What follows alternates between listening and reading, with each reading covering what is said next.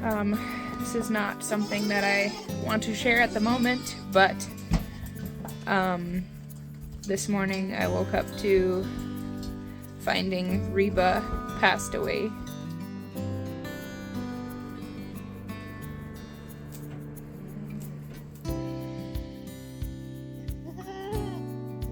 Looks good. That's a nice picture of that one. Yeah. Hi, this is just Amanda calling about the left-hand glass door on a Kubota tractor. $1,160.17. $1,160. Okay, and that's for sure the right part for the right tractor? Yeah, 105.8, which is a fever. And the fact that he's not eating, he's tilting his head, he has a disbudding infection. Yeah, I know. We'll get you fixed up. They've got a little enclosure now on the outside that I can open that door on the warm days and let them rip around. Alrighty, so I just got the email with my CAE and Yoni's results from the blood draws that I just did on Sunday afternoon.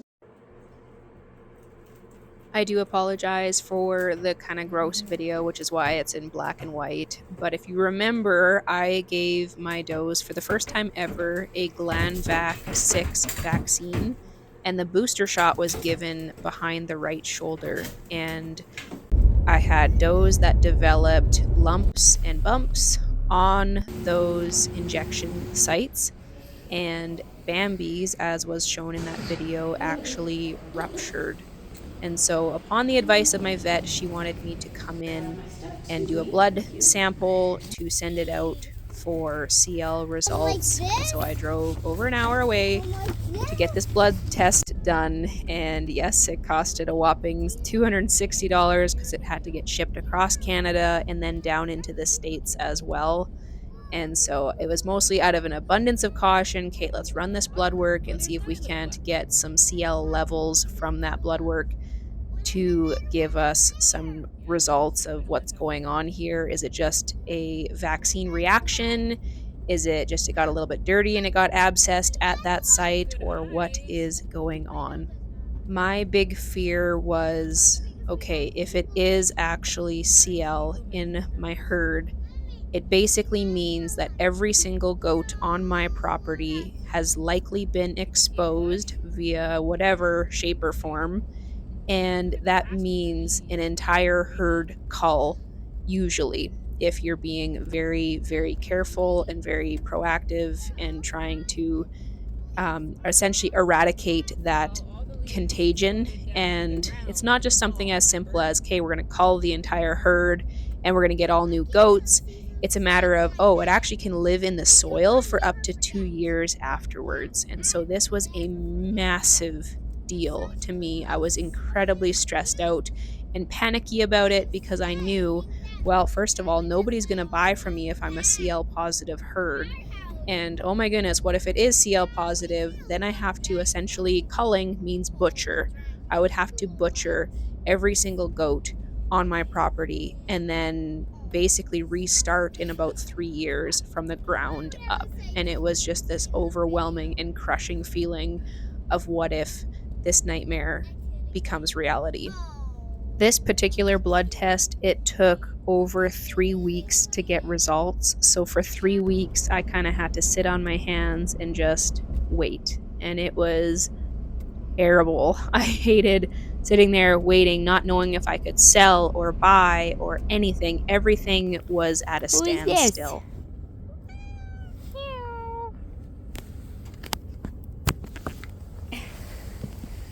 Mr. Petey went for another trip in somebody's vehicle.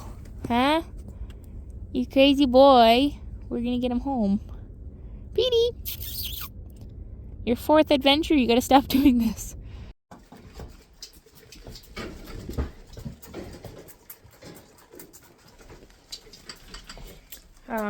This is not something that I want to share at the moment, but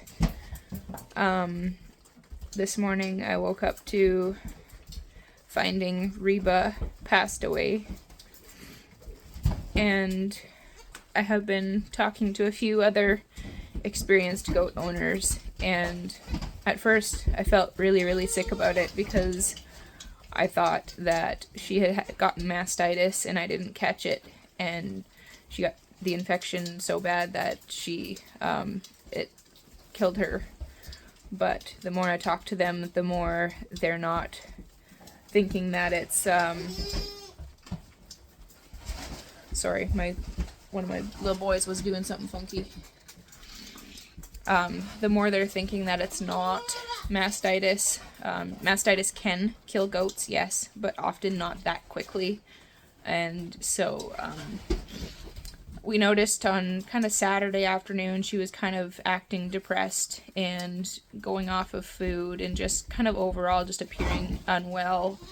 And I thought that it was just because she was really uncomfortable and engorged because we were drying her off because of teat problems and just the inability to be able to milk her out properly. And so we had to create other plans for her. And so I thought she was just uncomfortable because she was sore, and we were just trying to relieve enough pressure to keep her comfortable, which did not help. Saturday night, Stan milked her out halfway. He got a little over a liter, probably about 1.5 liters of milk out of her. The milk appeared normal. Her udder was not hot. All those like typical mastitis-y signs. It just appeared that she was sore and engorged because we were in the drying off process. And yeah, so aside from that, like the depression and the lack of appetite, there was nothing else that we saw that was going on. And then this morning I woke to see her still in the same position that she was in last night, and she was passed away. And knowing now, I suspect that she actually passed away probably late afternoon yesterday, so Sunday afternoon, because my daughter said that when she was out here in the evening she tried to wake her up and she couldn't. And so she likely passed away yesterday afternoon sometime, and I thought she was just curled up having a nap. And so that's kind of what's going on right now. Alright, so this was trial number 1. I couldn't find my halter. Anyways, she did fantastic. Shaved a little patch of hair. We've got blood sample number 1. And then we're going to milk her out. A couple days prior, so it would have been on the Friday, I got a call from my vet with the results from the CL blood work that was sent to the States.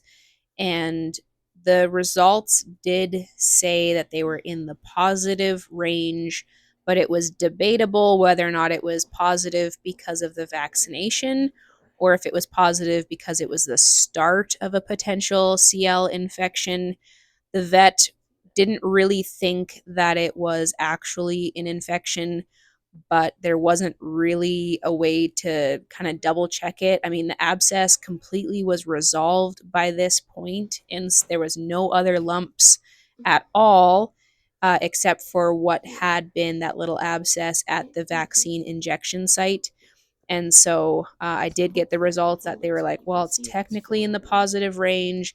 And so this week I decided, okay, I'm going to cover all of my bases. I am going to redraw blood samples for all of my goats on my property, and I am going to send it out for CAE and Yoni's testing.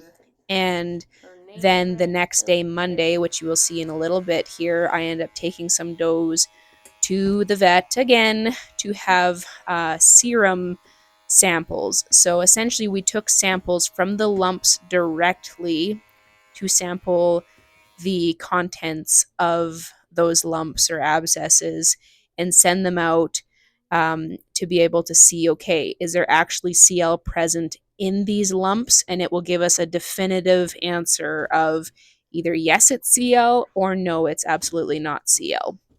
And so I figured, you know what, if I'm going through all of the time and effort to figure out this CL thing, I want updated blood results on hand so that when potential buyers talk to me about buying a kid or buying a doe, then I have completely updated health information. And so I figured, you know what, I'm going through this whole process anyways, so let's just redo my CAE and Yoni's results as well.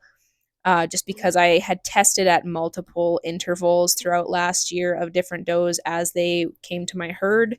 and I wanted to have tests that were within that 6-week window post kidding. It's basically when their body's under the most amount of stress. And so it gives you hopefully the most accurate results. Full vial, just like that. Alright. Labeling this as Sage. So the last of the girls that has to be done is just Winnie, and then we gotta do the boys. Because Robin and Daisy just got checked beginning of January. And so I'm not going to retest them because it was a month ago. And Robin was within that 6 weeks of stress before kidding. And Daisy was not pregnant. So, I mean, she comes from a clean and tested herd, so I'm not worried about her. That's 5 blood draws. We're going to milk her out. Then we'll do Winnie. And then I'm going to have to do the boys by headlamp. So that might be fun. Alright. You can have your green as soon as we're done. Could not find my sheep halter. So I'm just using, I think it's a cow halter actually. Just making it work.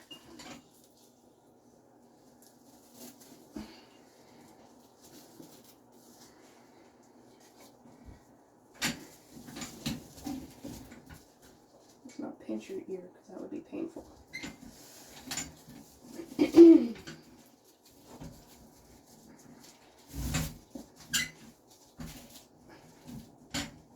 Alright, where are we? Your bell's like right in the way. Shoot, I didn't think that through. Well, I guess we'll just do it under it, yeah.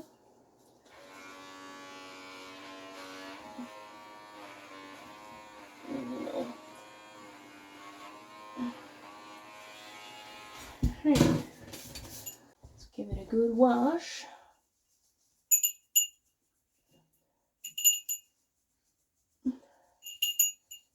Alright, scrubbed and disinfected.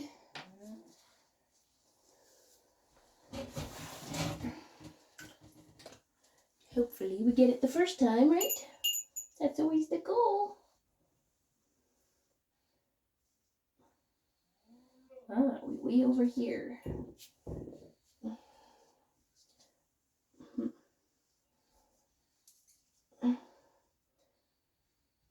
Oh, you are the sissy one, aren't you? I forgot about that.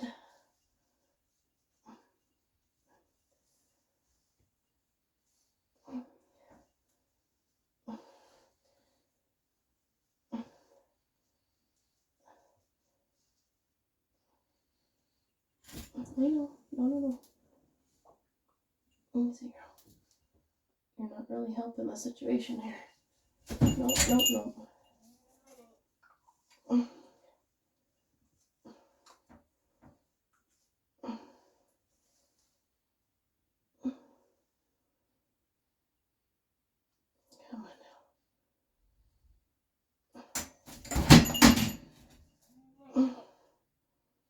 There we go. Whew.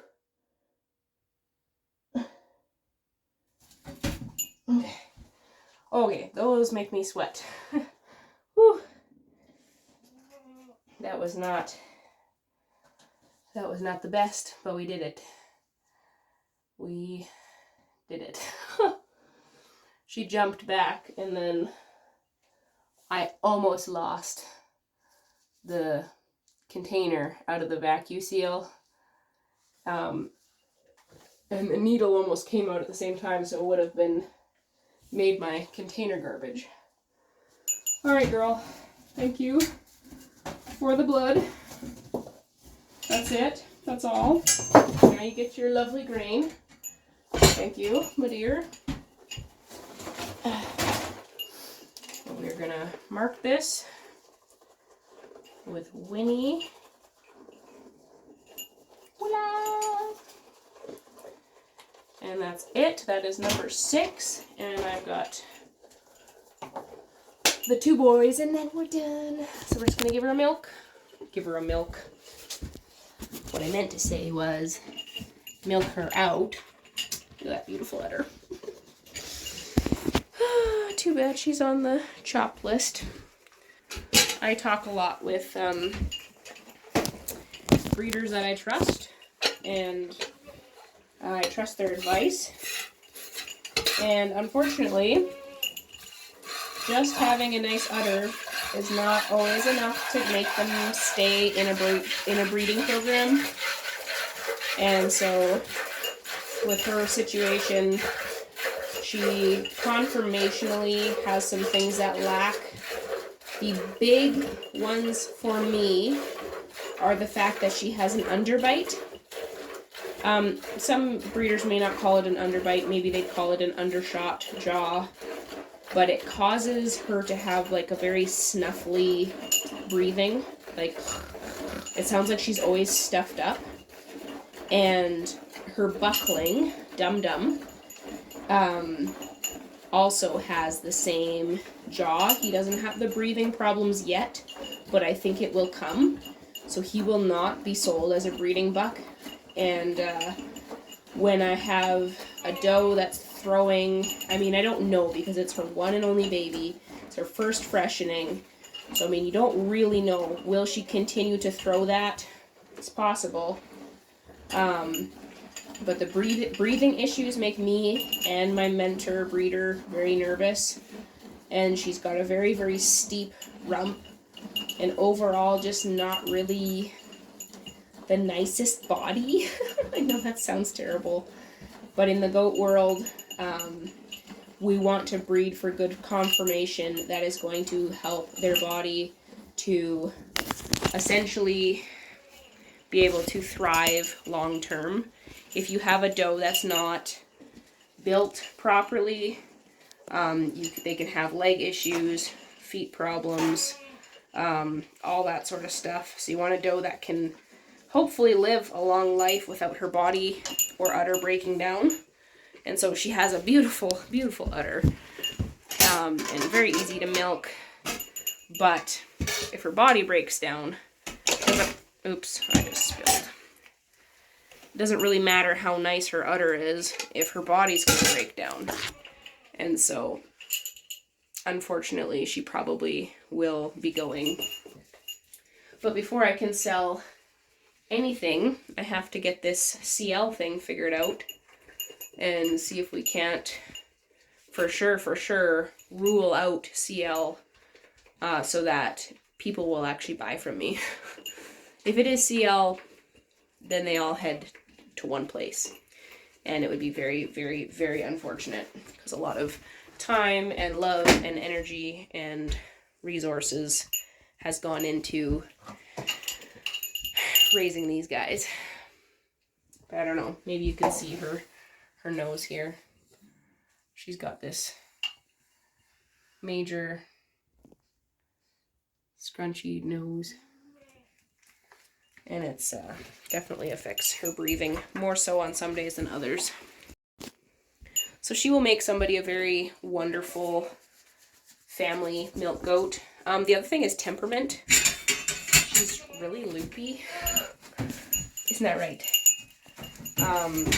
She comes for milking. No, thank you. No. She comes for milking, but you can't catch her or talk to her or pet her in the pen. No, everybody else is done. You guys are all done. You can't catch her for anything else. She will come to be milked. That's about it. And her buckling is kind of a weird temperament. And, like, temperament is a big deal when you're handling them multiple times a day, every single day.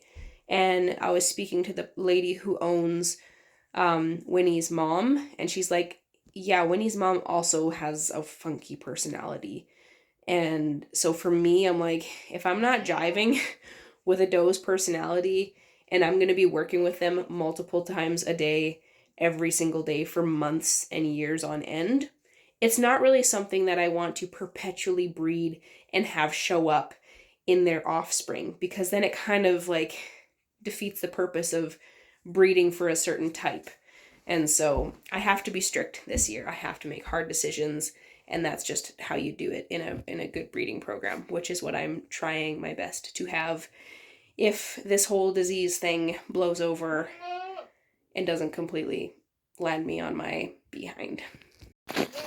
Alright, this could be an adventure. See if we can entice the boys to come with me with some soaked feed. Hello, Grant and Denny. Would this be easier to do during the daytime? Yes. Yes, it would be. Did I get to it this afternoon? No, I did not. And I don't trust myself to leave it and get it done in the morning. Come on. Come on, boys, look. Come here. Come on. Oh, goodness. Here, bud. Come on. Come on. Oops. Alright, it's working so far. Come on. Come on, boys. Come on. Come on, Denny. Nora, leave him. Come on, Denny. Good boy. Yeah. We did something right. Alright. Yep, come on, boys. Come on, boys. Let's see who we do first, eh?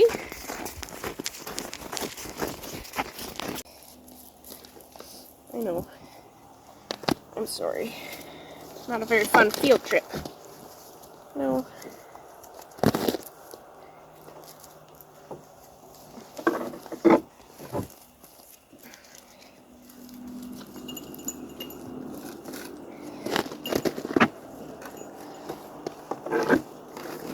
Hey, hairy boy.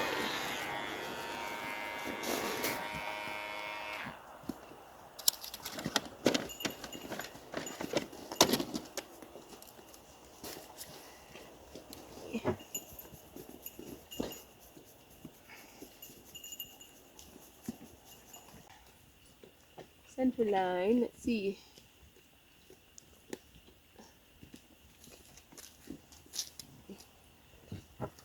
It is right there. Big juicy one too. Yeah, you're gonna have to hold still. Good boy. Yeah.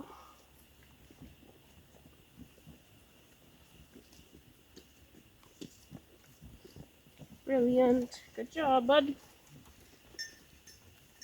Mm-hmm.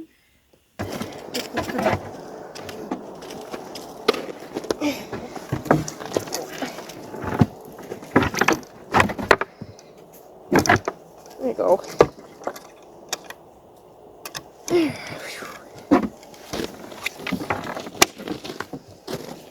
Grant, pick yourself off the plate.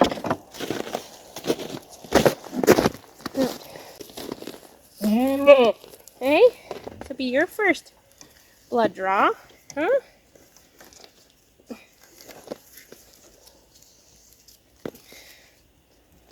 Not the funnest contraption, is it? I know.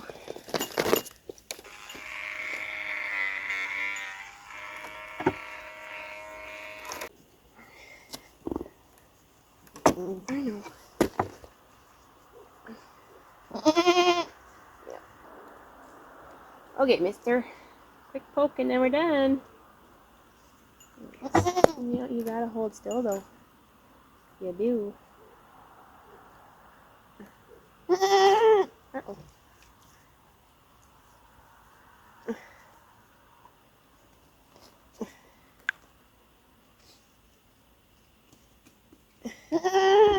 I'm sorry, I know. I poked you twice. It's because you moved. I dropped it.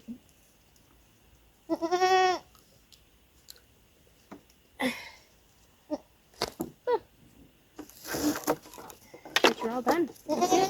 That's it. That's it. That's all. Yeah. That's it. That's all. I know. You're ready to go back to your barn, huh? Woo.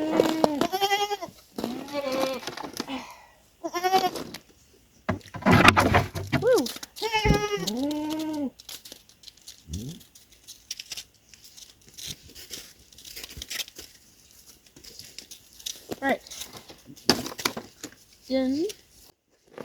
Let's get these guys back home. Alright, misters. Come on. Come this way. Come on. Come on. There you go. This is the temperament I want in my boys.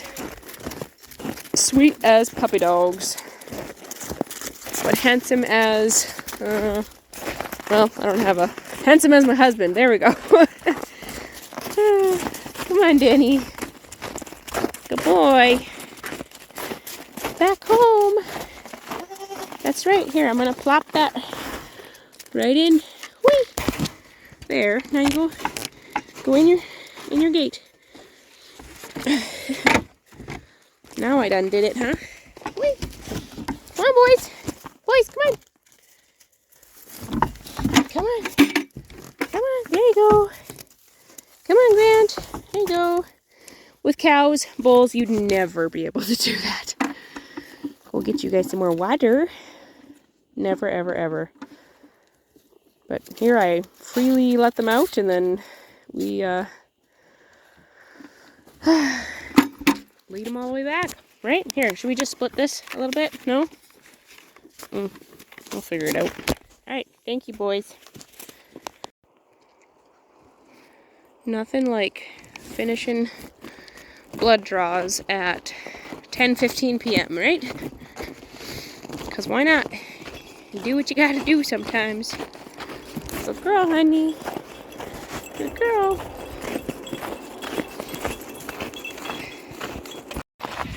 Good morning. It is Monday morning. I just got off the phone with the vet clinic. I am bringing does to Dawson, which is over an hour away. I gotta milk first, and I gotta be there in 2 hours. So, wish me luck. It's gonna be fun. We also have to determine which girls to bring, who's got the best lumps. We'll be bringing Bambi to try to get a retest off of her. So we're gonna milk first. So what I'm looking for is lumps at the injection site. She's got one, kind of runs down like this. So she potentially could be brought to be tested. We'll have to decide, but this phone's gonna die. Can't make this up. How in the world is it that on the day that I don't have any extra time, that the foals get out? How did you guys get out? Come on, let's go back in. Oh, they're all out. What the heck? Come on, guys. Come on. Come on, guys. What in the name? Oh my goodness. All right, let's go. Come on, girls. All right, well, that seems to have worked. Come on. Here you go. Go get it. 1, 2. We're just waiting on Ladybug. Jitterbug's in. Ladybug's coming. Yay, they're all back in. Somebody did not shut the gate properly.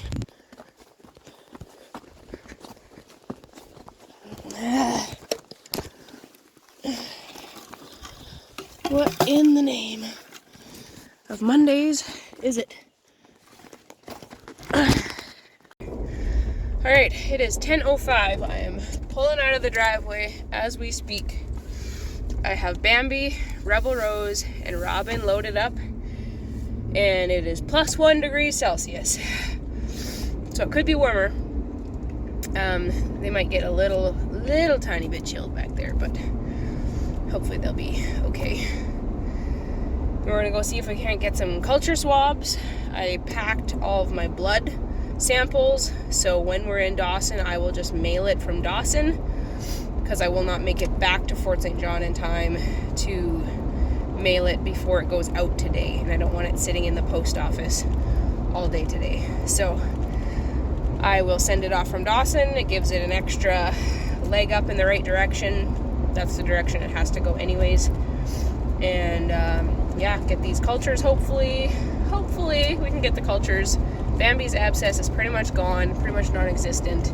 So yeah, we will see if we can get anything off of her.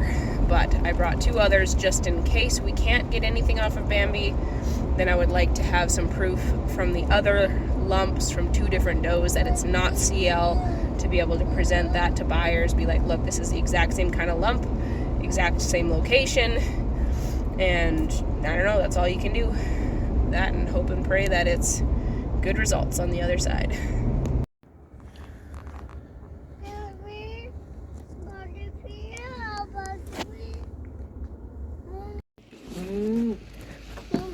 Alright, there's one. Okay, she can go.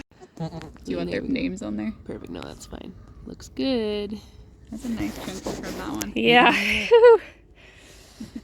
Alright, you gotta go back in the crate there.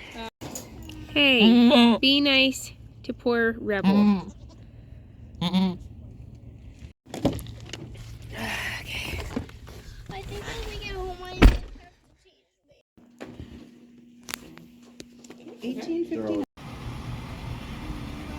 so bored because I'm so starving and so hungry.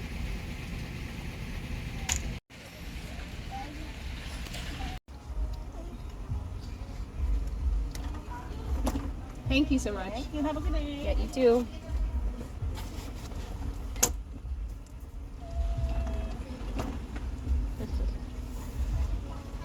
I hear some tobacco. They usually get a kick out of the goats in the back of the truck. Always like, what? There's goats in the back of your truck? Oh my goodness, it's so glorious outside. It's 6 degrees now. Puddles everywhere. Now we get to drive home. Over an hour back. Let's do this.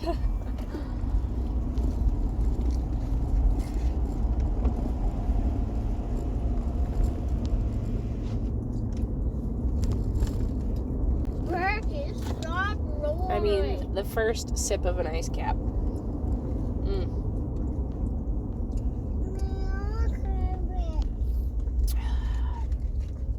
This is delicious right here.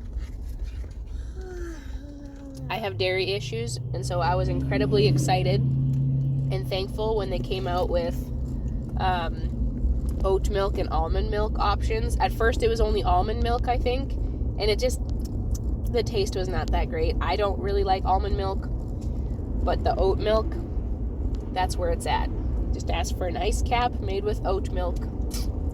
It's not as good and creamy as, made with cream, but it does not kill my stomach. So that's the route I take every time. And I'm just thankful that I get to enjoy them again, because there was a while that I couldn't have them and I was so sad. I don't know what the equivalent would be for like the States, what an ice cap would be. It's like a frozen blended coffee, sort of. But like a blended coffee at Starbucks does not taste the same. So I don't know. Tim Hortons has their own special thing going for them. Delicious. Fields are pretty much bare out here. I forget how much of a weird pocket our house is in. Like, we get our own weird weather systems. Everywhere else, it's melting off really, really, really hard and really fast. But our place still has, like, probably over 2 feet of snow in some places. And this is just, like, it's completely bare. There's still, like, snowy patches, but most of the hillsides are not. They don't have barely any snow on them. Same with the parking lots. Yep. So that's it. We wait now 5 to 7 days for results from those. So if I get results by the end of next week, we'll be doing good. If we get this whole thing cleared up by the time these babies are 8 weeks old, we'll be doing good. This has been such a headache. It's been intensely frustrating and intensely disappointing. And I just want to be able to put this all behind us and not have our nightmares come true. So, praying that everything ends up okay. but we will see. I mean, ultimately, if the worst case scenario happens, you cry and you deal with it, and then you move on, and there's not really anything else you can do. It would really, really stink, but it is out of my control at the moment, and so now we just try to wait, hurry up and wait, and not able to make decisions about who stays and who goes. It's challenging, but I think it's also giving me more time to actually better judge the kids, like the goat kids, not my human kids. The goat kids as well as the does, and just being able to see like who is the best and who does have issues. Like just the other day I noticed that Dum Dum, so that's Winnie's buckling, it looks like his bottom teeth are now showing over top of his top lip. So that means that his underbite is actually getting more noticeable and it's getting worse. Whoops.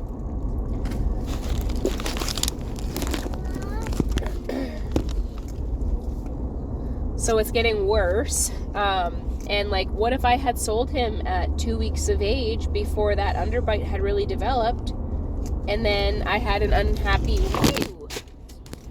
We're gone.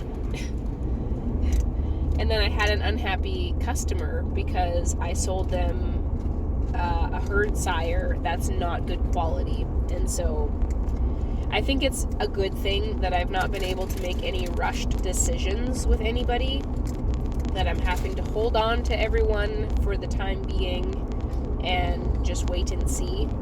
Nobody has gone to new homes, and I'm not about to send anybody to new homes until I get the all clear with blood test results, as well as this CL serum, like this swab test or whatever. Is a tricky one because apparently you can't expose it to air because then it kills it. So she took it with a syringe and a needle, and then essentially shot it into the serum in the vial. But like, if it comes into contact with oxygen, it dies. And so that's all very, very confusing to me, because I'm like, one of the biggest ways that CL can be transmitted is through like a leaking abscess, which makes zero sense if it dies upon contact with oxygen. So I'm gonna have to do some more research on that. I know that there's other ways that it can be transmitted, but for them to say that the biggest transmission is through the actual contents of an abscess bursting makes no sense to me if it dies upon contact with oxygen. So I don't know, I'll have to do some research and figure that out, because it just kind of seems a little bit strange if that is the case. But anyways, we will carry on life per usual, try to make some tentative plans if things look good, and figure out who stays, who goes, who gets offered as a buckling as a herd sire, and who does not, and then make some exciting new purchases as well. So onward and upward, right? Rah rah. We got this. We made it. We did it. Yeah. Yay. It's 1:40 p.m. We just pulled into home. We're going to unload the goats. And us. And us. And go enjoy some sunshine for a little bit. All right. Come on, Bambi. Come here. Come here, girl. Come on. We're home.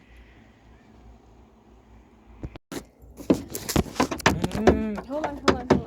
Okay. Here we go. Come on.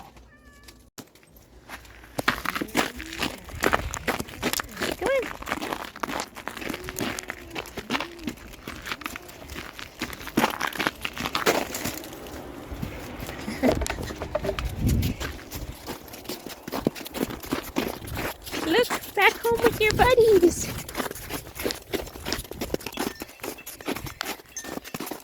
Ready?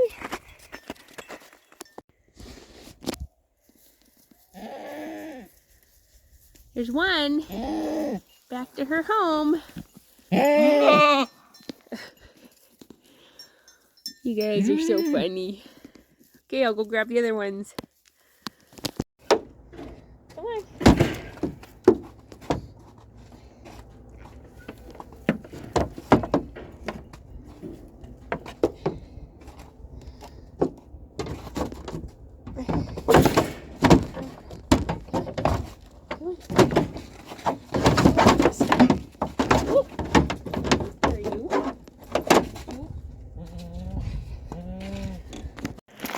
Come on. Rebel knows where to go. Come on, Robin. Back this way. Come on. Here you go. Just gotta go get Rebel now. Come on, Rebel. Come on.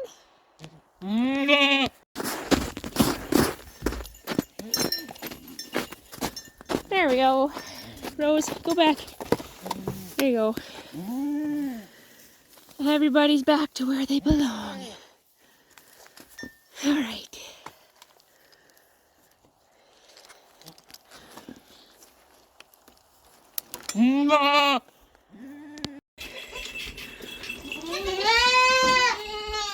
The milk pile on the floor. Good grief, you guys. You spilled so much milk. Hi, this is Amanda Troyer calling. I called earlier and then I totally got sidetracked. I don't know if you have a couple minutes to run a serial number for a part. It was just for a 7040 Kubota tractor as a left-hand glass door. Hi, this is just Amanda calling about the left-hand glass door on a Kubota tractor. The 7040, yeah, I'm looking at it right now. Hopefully it's the serial number. Just the last 5 numbers. So would it be the ID number? Yeah. Yeah. Okay. They have them in Toronto, so you have to order them in. Oh, yeah, no, yeah.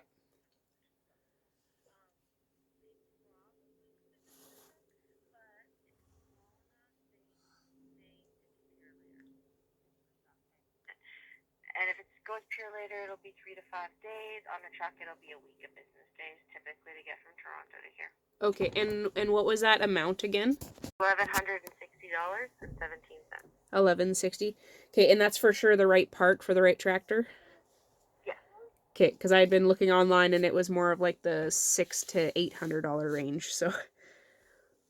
This is from Kubota. I don't have any jobber people that I would go to for Kubota glass. Okay. Okay, It will 100% be right for your tractor. Yeah. I don't know if you can get a cheaper one, have it be the right shape and with the right holes and stuff in it, but yeah. I don't know. Okay. It is a quote for us. Okay, sounds good. Thanks so much. All right, have a nice day. Yeah, you as well. Thank you. Bye. Bye. That's a lot more money than we thought.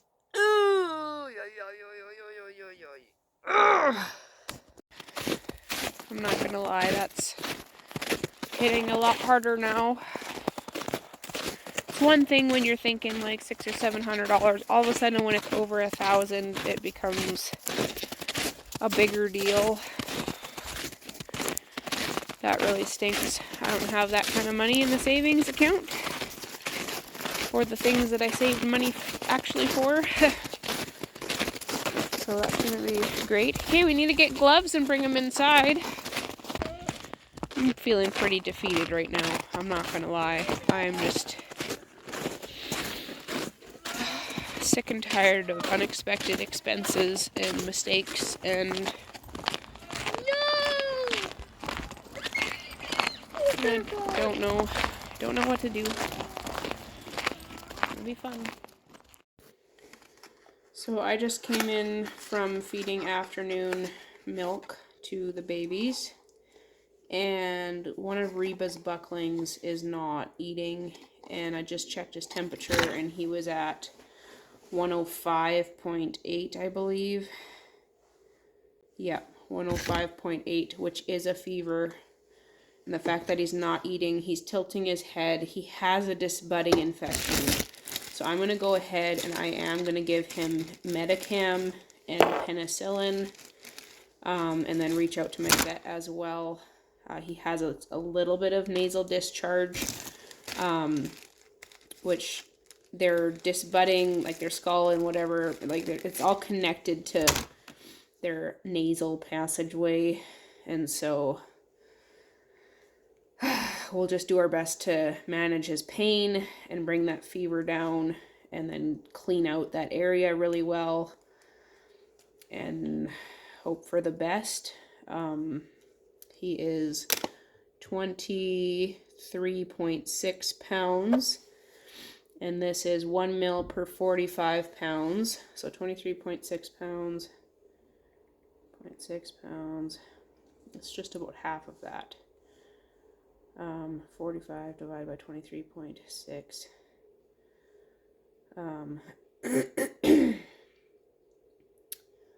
I want to say it was 0.1 per 4.5 pounds. So 23.6 divided by 4.5, he'd need 5.3 mils. No, 0.5. Just over 0.5 of a mil. Which does make sense. So 24 times 20, no, plus 24 is 48. Makes perfect sense. So we'll give him a half of a mil. Brand new syringe, brand new needle. We'll draw him up some of this stuff. Hopefully bring that fever down. And then we will also figure out what he needs for penicillin. The box says 3.5 milliliters per 100 pounds. So I'm going to need a minute to figure this math out. Thank you for calling the Dawson Creek Veterinary Clinic. Hi, Kirsten. It's your favorite customer, Amanda Troyer.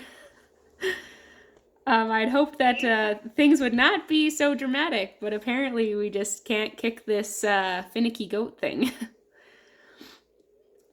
Okay, what's going on? So I have one of my bucklings that has been dealing with a disbudding infection. He's now not eating and he's running a fever of 105.8. And so I'm just double checking to make sure if it's the right thing to go ahead with Medicam and penicillin for him, or if there's anything else I should add.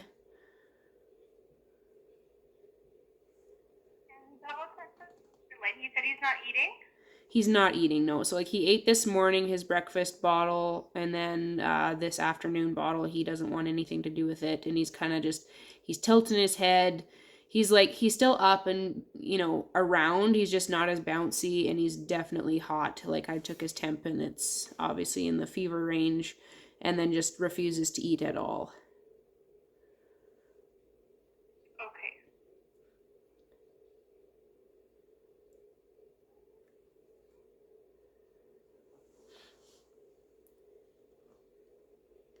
Okay, she's just out in the barn finishing up with an appointment right now, and then I'll run out and chat with her and give you a call back. Okay, sounds good. Thank you so much. You're welcome. Okay, bye.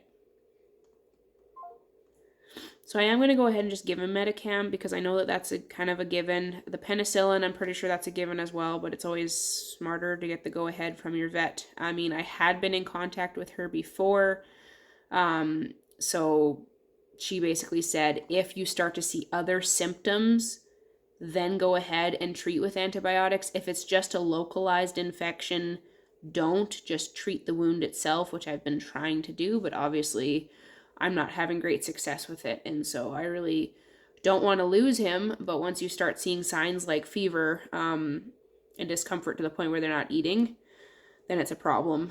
I'm not entirely sure what happened with our disbudding. We disbudded the same way as we did last year. Stan was in a little bit more of a rush, so potentially there was burning too deep that happened.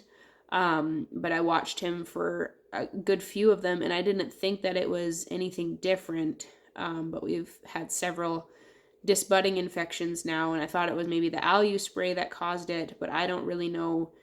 And honestly, I feel complete garbage about it. Like there's no way to describe something that's supposed to be very, very simple and only one bad day kind of thing. And then now it's turned into a couple weeks of battling these infections and not being able to turn a corner. I'm just trying to get my hubby to double check my math for this penicillin, because my brain's not braining right now. Anyways, we'll wait for a call back from the vet and then give this guy some Metacam in the meantime. I did weigh him already, so we're just gonna go ahead and give him this shot. So he's doing the shakes even though he's fevered, and he's not eating. So that's kind of our clue. I don't know if you'll let us take a peek at his head or not, but he's very, very sensitive. It's been oozing. That's not normal. It's wet because I sprayed it with stanhexidine, but he's very, very sensitive, spooky, doesn't want to be touched kind of thing. And then a little bit of nasal discharge out that one side. Red button. He's a little bit bigger than last time I tried to do this. So this is just the Metacam going in. It's intermuscular. Yeah, I know. We'll get you fixed up. I'm sorry. And then we will clean this out and swish it out with betadine as well. I won't be showing that part, but Metacam is in, and then we're gonna wait to hear back from the vet if we're gonna go ahead with antibiotics or if I need to get something else. I am at the point where I don't know if I can keep doing this. I have had such a hard time dealing with everything that has come my way the last couple weeks, and I genuinely feel like turning in the towel, throwing in the towel, and quitting. Because I ask myself, is it worth it? At this point, I don't know.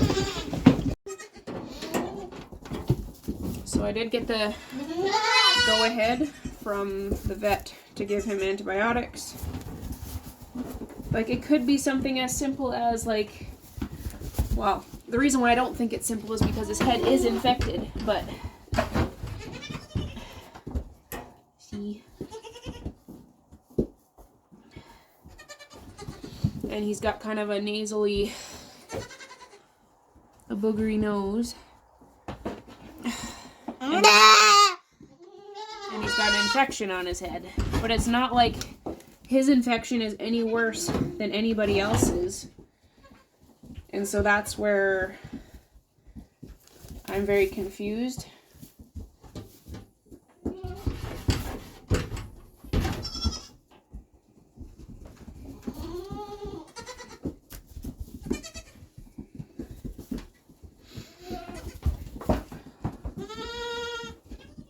I don't know. It could be that. It could be something else. I genuinely don't know.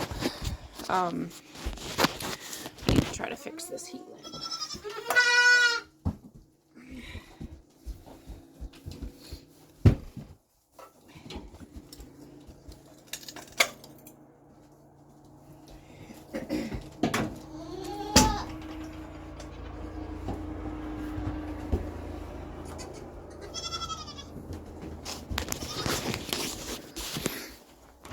I just want them all to be healthy and okay. Oops. And they're not. And it's something that we did. Like, we screwed it up. And I absolutely hate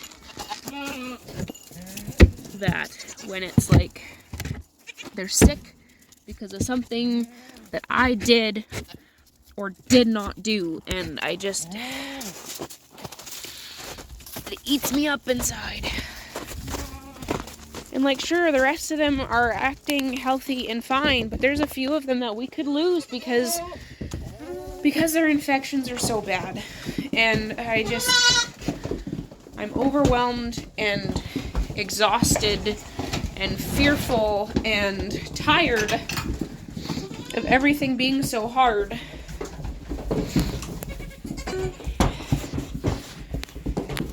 And I can't even show you most of my adorable baby goats because for the most part, I've got a whole whack of them that are in nasty shape. Go in there. Go. I've only got like the minis. Oops, you can't even see me.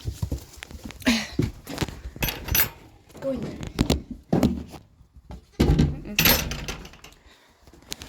I can't even show you how cute they are and how much fun they are right now unless I get the angle right because their heads look disgusting. And I have too much on my plate at the exact same time, and there were stuff that you can't plan for. Like, how do you plan for emergencies to happen? How do you plan for infections to happen? It's just garbage. And in some ways, I wish that we had no animals and we didn't have to worry about them at all. Hey, how you doing? Hey, mister? Look like you're doing a little bit better. Do you want some milk? Oh, we're ready to eat. Yay! Yay! Oh, that makes me so happy. Good boy.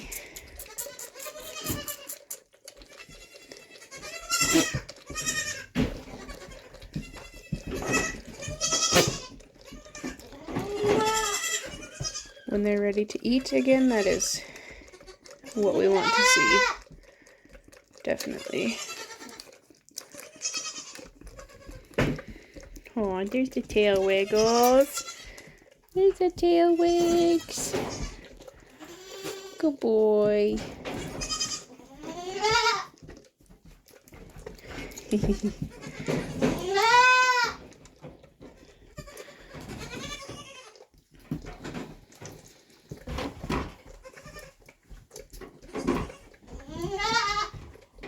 Yeah, we're feeling a little bit better for now, hey?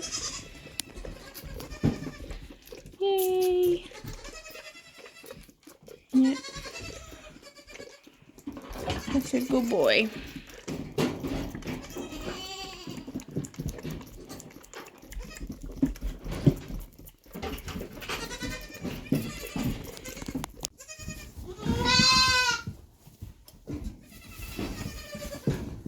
Let me check you real quick, okay?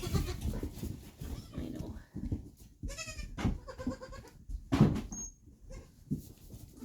Easy, bud.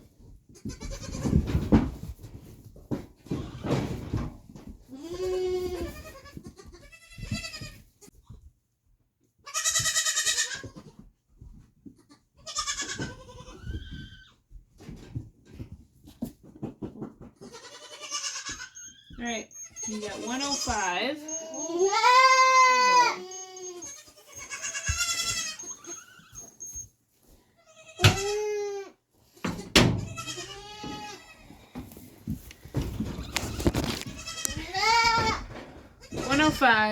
He was at 105.8 like 6 hours ago. So it's come down a bit.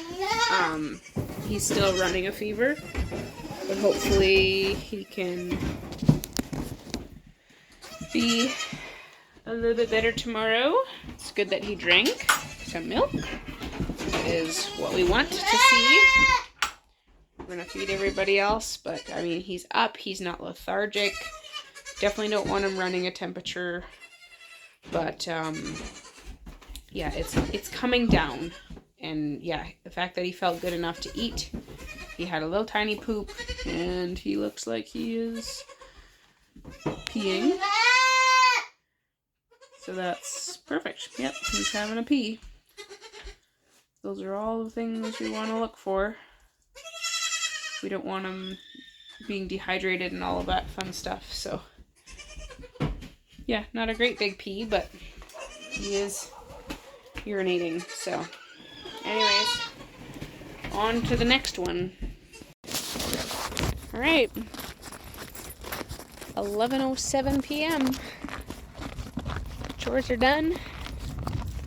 Tossed in little bits of hay for all the babies, and Mr. Sick Boy is munching, so hopefully everybody's okay and stable in the morning. We're just gonna hit everybody hard with antibiotics. I'm over this. Alright, somebody looks very eager for breakfast. Hey, you ready for some breakfast? Oh, good boy.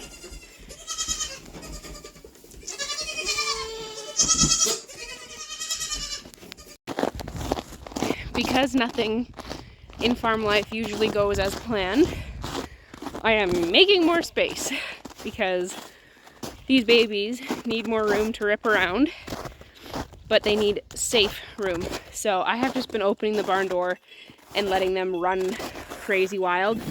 They have not been venturing too far until now.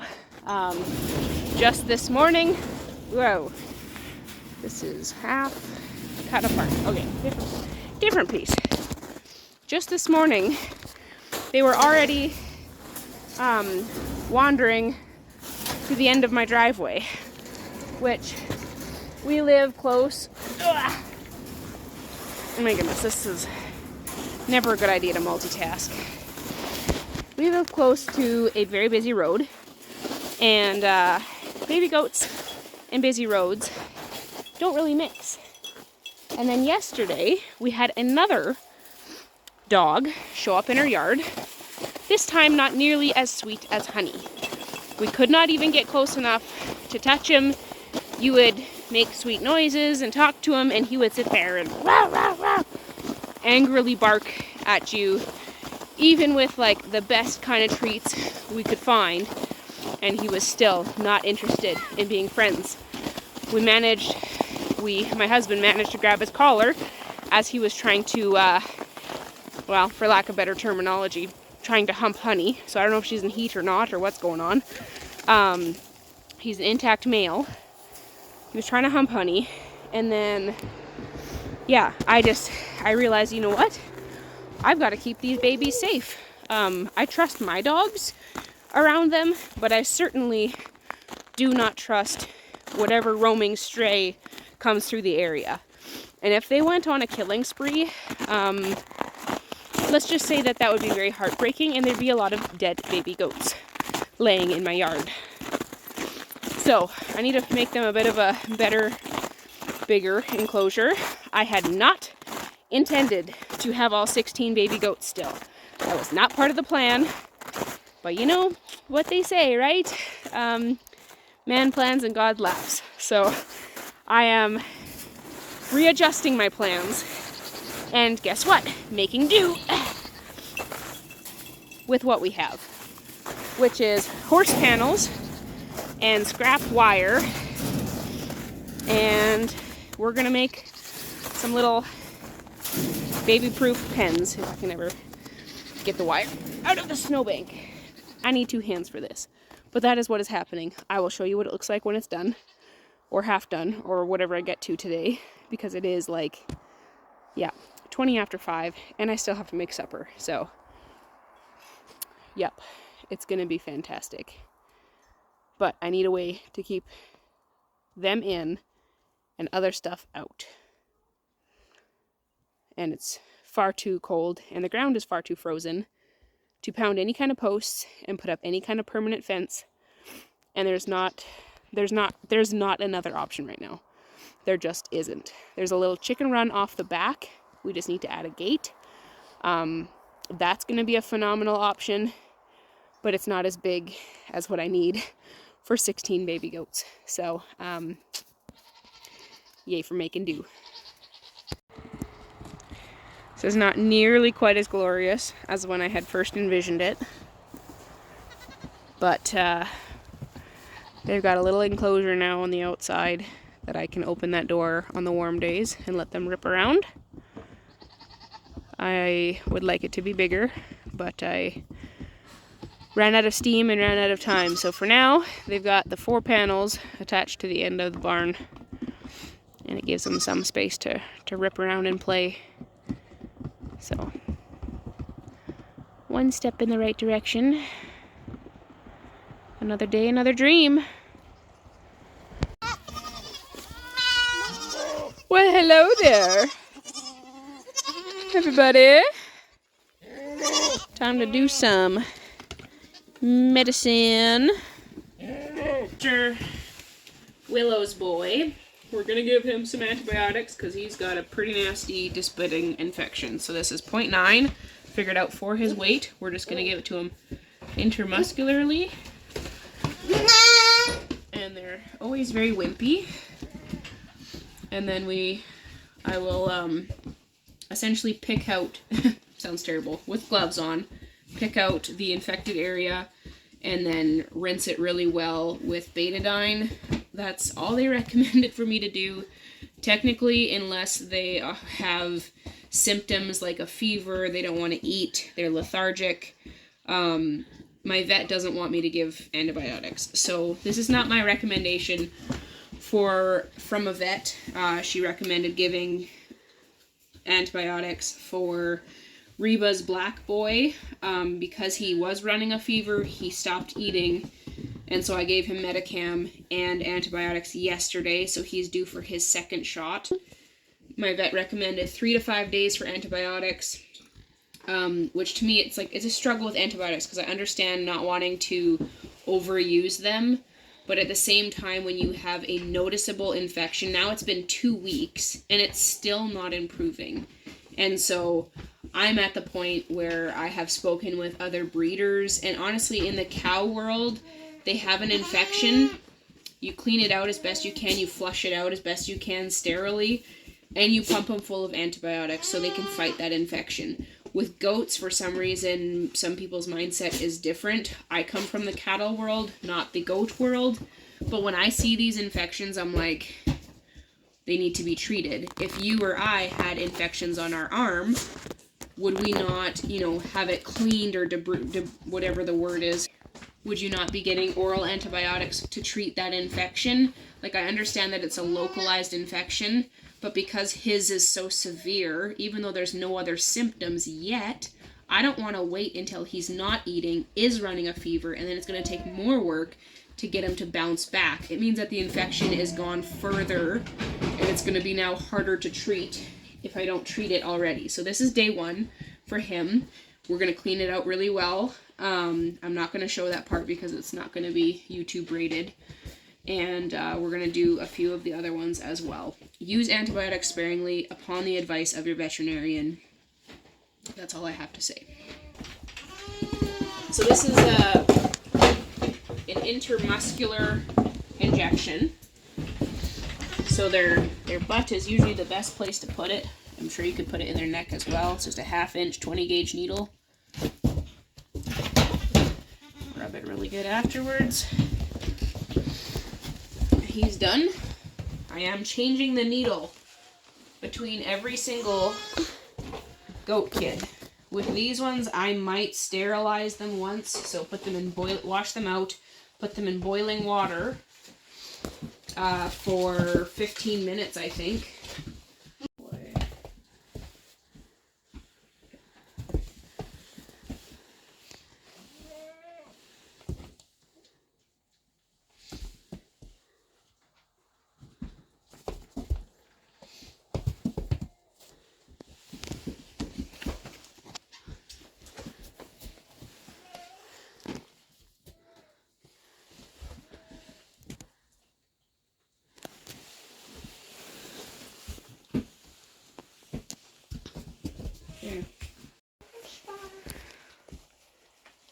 I'm there. Mom's done. Wonderful job spreading it out. These guys think that the shavings are to eat. Silly goose. Well, Dum-Dum did it, and he's still doing it.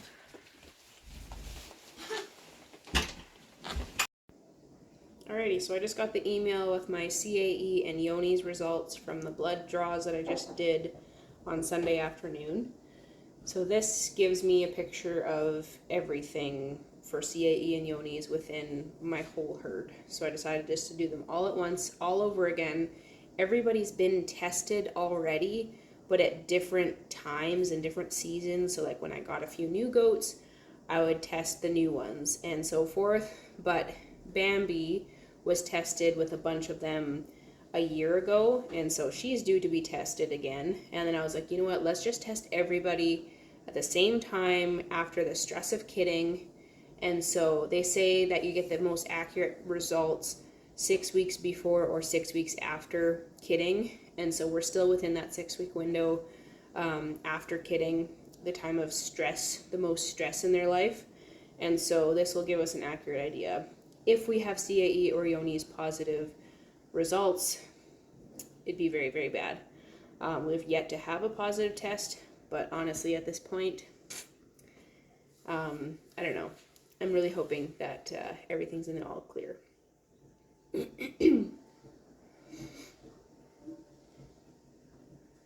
All right, at first glance, we've got negative all the way through for CAE, so that's excellent. And then check out the next one. So this would be for the Yonis results. First glance is negative for everybody for Yonis, so yay! We can breathe a big sigh of relief. So when you're selling to certain types of buyers in the breeding world, if they themselves have a clean and tested herd, they're not going to purchase from somebody who does not have test results like this. If there's even any hint of positive in there at all, like I need to have potentially 3 or 4 years of testing under my belt before some breeders would even trust me enough to purchase from me. So this is a fantastic A++ for us. It means that every single goat on our property right now has tested negative for CAE and Yonis, and they're in great levels, especially for the Yonis, and then even for the CAE, we're well within that, very, very much on the negative side. We are still waiting on cultures from, we took 2 cultures from Robin and Rebel because Bambi had a positive CL test, and I believe that the only reason why she's testing positive for CL is because she's been vaccinated with a vaccine that has CL in it. So they're testing for these antibodies, and obviously if they've been vaccinated for it, their body's going to have a certain level of antibodies. And so she had received her first dose, and then 4 weeks later she'd received her booster, and then it was about 8 or 9 days after that we had this abscess at the site of injection for that vaccine. The abscess actually burst, and so then out of an abundance of caution, I took her into the vet to have blood drawn to test for CL. In hindsight, I should not have even bothered going that route, knowing that it would have been positive anyways. I was just hoping for a more accurate, like, levels of antibodies in her body. But they're like, we can't really say for sure. It's pretty safe to assume that it's probably just a vaccine reaction that caused these lumps, but we can't really give you a full yes or no because she is testing positive. What I should have done was pushed for a culture swab. So basically they take a swab of the pus itself and they test the abscess itself to see if it is CL or not. And so that's what I did then later, but Bambi's abscess was already healed up. There was nothing there to draw from. And so I can't even test her abscess because her abscesses are gone. The only abscess that she got was from the site of injection, which tells me that it's probably a vaccine reaction. So I drove 3 goats to Dawson, and I took Robin, and we were able to get a good sample off of her, again from a lump at the site of injection from that vaccine, as well as Rebel Rose. And so I'm waiting on cultures from those two, to hopefully be able to be like, okay, yes, it is CL, no, it is not. Then it's fairly safe to assume that it's not CL, it is just a vaccine reaction. The fact that it happened to multiple goats, like there was only like one or two, and I think it was the minis that did not get lumps on their necks when I gave them their initial shot. Everybody else got lumps at the site of injection. Everybody got lumps at the site of injection for their booster shots. And so I'm feeling more and more confident that it probably is just a vaccine reaction. But because I'm trying to be a responsible breeder, I have not been able to sell any kids because of awaiting these results. It took 3 weeks to get the initial blood test result for CL, which came back positive. Now we're doing more diagnostics. And now it probably, if I don't have results by the end of the next week or end of this week, I will have them by end of next week. So CAE and Yoni's is just one more thing to check off the list. Yay, we're doing good. The other thing with the health of the animals right now is the fact that we have disbudding infections, and I'm appalled at the situation. I'm appalled that we have infections at all. That should never happen unless you did something wrong.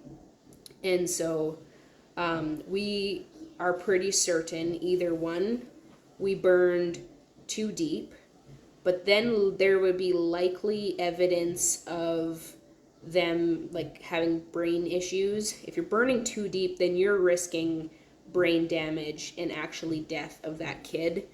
The other alternative was not burning deep enough.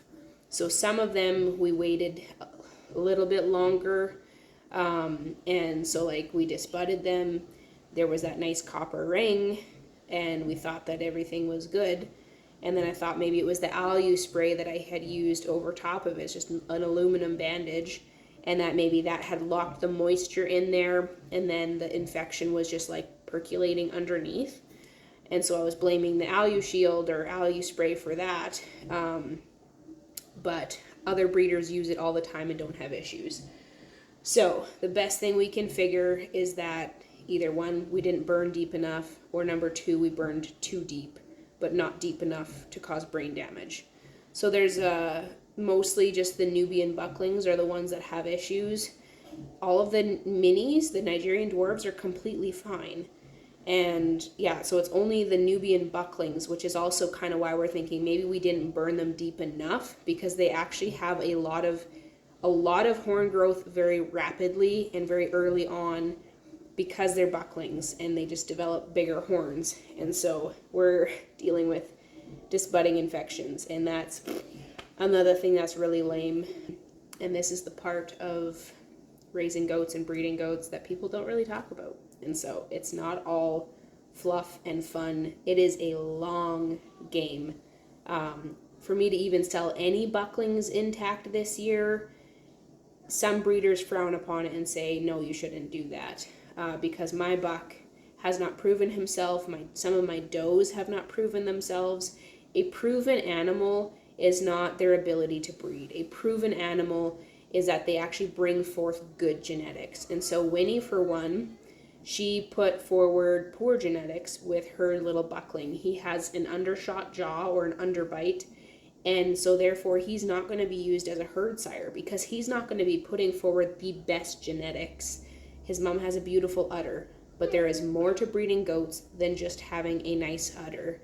And so there's a very good chance that Winnie will be going as just like a family milk goat, unless there's somebody in a breeding program that wants to take the chance on her and thinks that they can responsibly get that poor muzzle configuration out of their herd. Because I'm running small numbers, it's not worth it to me to keep a doe that is already with her first kid, proven to have a kid with an undershot jaw. And overall, he's just, we call him dum-dum for a reason. He's just, his personality, his smarts level, he's just not all there. And yes, he was like this before disbudding, so don't come at me for that. And Winnie herself is just kind of an odd personality. And so we're planning to cut her from our breeding program and finding her a better suited home for her. She would make a wonderful family milk goat, other than the fact that she's not friendly. And so that's another reason why we've chosen to bottle raise, is because you have a wild goat and now the chances of finding them the perfect fit goes down because there's going to be people who don't want to deal with her because she's not friendly. And so the fact that she comes readily for milking twice a day is a perk for her, because if she was one that would have to be caught every single time, there's a chance she would just end up in maybe a meat goat breeding program where she would be bringing dairy genetics into a meat herd and crossed with a meat buck. And then her kids would be raised for meat, that sort of thing. I really don't want to butcher her as far as like cutting for my program and butchering her, because I think that she does have some things to offer, but she doesn't have enough good qualities and good traits to stay in my breeding program, especially after seeing her buckling. I'm not overly impressed. And so she will be going to a new home when, I'm not certain, hopefully before the end of March here. But I don't want to pass her off to somebody before getting my CL results. So the CAE and Yoni's results, great, perfect step in the right direction, but I need those CL results before I'm listing goats for sale, just because I want to be able to offer my buyers the most confidence possible. So thanks so much for watching this. Hopefully that makes sense. Breeding programs are challenging. I need my buck to be able to have daughters, so then I can see those daughters have kids. I get to see how they are conformationally. I get to see how their mammary systems are, see what kind of improvements he can bring, or is he going to bring in some bad genetics and just not really mix well with anybody else's genetics. So I don't want to be putting forward herd sires that could impact a whole herd of goats in one generation if he's not putting forward the best genetics. So if you want me to talk a little bit more about breeding and what I'm learning along the ways, let me know. But it has been a challenge. There has just been so many unforeseen things that have come up, and it's exhausting. But hopefully I'm stubborn enough to stick it through and see my program flourish and thrive with these wonderful temperament, good conformation, and great milking goat type of genetics. So I'll see you next time.